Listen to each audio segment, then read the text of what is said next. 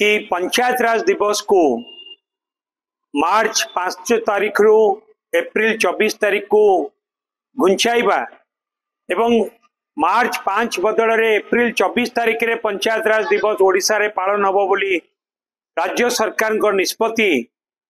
ये गोटे बीजेपी रो राज्य सरकार गोटे हीनमन्यता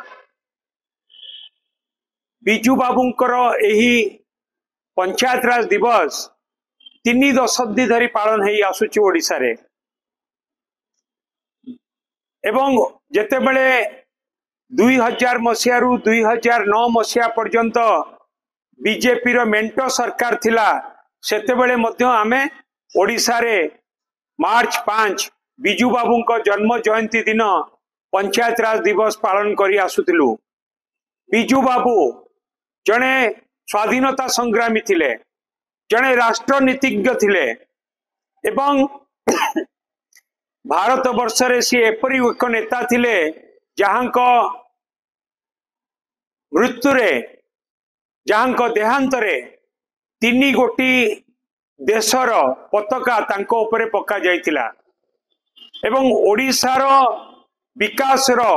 विश्वकर्मा थिले बिजू बाबू एवं सेही परि जने महान व्यक्ति तांकर जन्म जयंती रे आमे मार्च 5 रे प्रत्येक वर्ष पंचायत राज दिवस पालन करू एवं बिजू बाबूंको जन्म जयंती रे पंचायत राज दिवस पालन करिवार कारण होची कि समग्र भारत वर्ष रे त्रिस्तरीय पंचायत राज व्यवस्था बिजू बाबू ही आरंभ करथिले। भारत वर्ष रे प्रथम नेता बिजू बाबू जे कि ओडिशा रे त्रिस्तरीय पंचायत राज व्यवस्था करथिले एवं क्षमतार विकेंद्रीकरण करके पंचायत रे गाँ रे लोक प्रतिनिधि हाथ रे क्षमता देकी पंचायत रो किपरि उन्नति हब ता पई पदक्षेप नैथिले बिजू बाबू। बिजू बाबू कहउथिले पंचायत रो जे प्रतिनिधि से माने होउचंती पंचायत रो मुख्यमंत्री। बिजू बाबूंकर ए त्रिस्तरीय पंचायत राज व्यवस्था द्वारा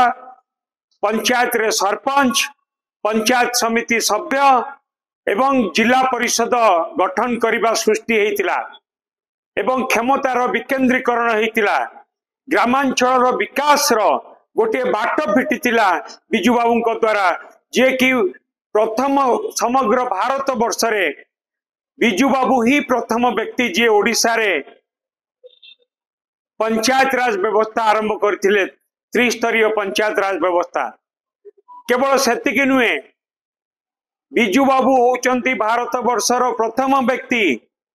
जे महिला मानकू पंचायत राज व्यवस्था रे 1/3 रिजर्वेशन महिला मानकू देइथिले बिजू बाबू। सेही परि जने महान व्यक्ति तांको जन्म जयंती रे आमे प्रत्येक वर्ष 3 दशंधि धरिकी पालन करी आसुचु पंचायत राज दिवस। किंतु जते बेले वाजपेयी जी पूर्वतन प्रधानमंत्री जने महान नेता से मध्य बिजू बाबूंको स्मृति रक्षा पाई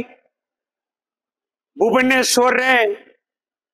एयरपोर्ट को बिजू बाबूंको नाम रे मध्य नामित करथिले। सेही परि जने महान व्यक्ति को जन्म जयंती रे पंचायत राज दिवस पालन न करिकी एप्रिल 24 तारीख को पंचायत राज दिवस घुंचा जिबा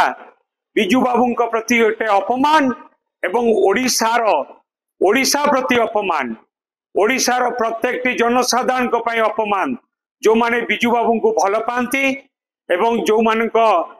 ओडिशावासी 4.5 कोटी लोकंकर लोक बिजू बाबू हृदय रे एवं 4.5 कोटी लोकंक हृदय रे बिजू बाबू तांको प्रति जो अपमान करा जायछि आज ओडिशा प्रति अपमान करा जायछि। ये होउछि बीजेपी रो गोटे हीनमन्यता। जे पर्यंत राज्य सरकार ए निष्पत्ति परिवर्तन न करिवे से पर्यंत आमे चुप रहिबुनी एवं या प्रतिबदल रे आमे लोकंक पाखु जीवु, दरकार पड़े आमे राजरास्ता को जीवु।